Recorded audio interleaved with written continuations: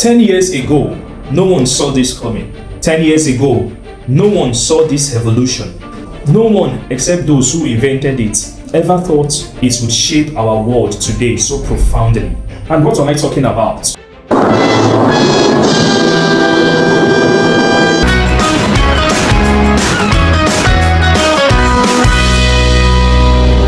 This is Judeson Alex. Most parents strive to give their children a foundational start via schooling. Every loving parent wants the educational success of their children, yet just sending them to school isn't enough. And why?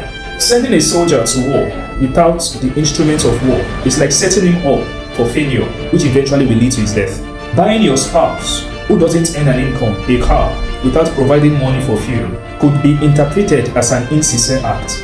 It is the same when you send your child to school, pay their school fees, provide every other thing, but you don't provide the required protection needed to guarantee their educational and financial success. What if something happens to your income? What if something happens to your job or your business or other investments? What if you become critically ill that you cannot go to work? What if you are no more? What if all this happen or any of this happen while your child is still in school?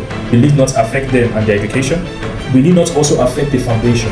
Sending your kids to school isn't enough, but ensuring that their education is guaranteed is pivotal.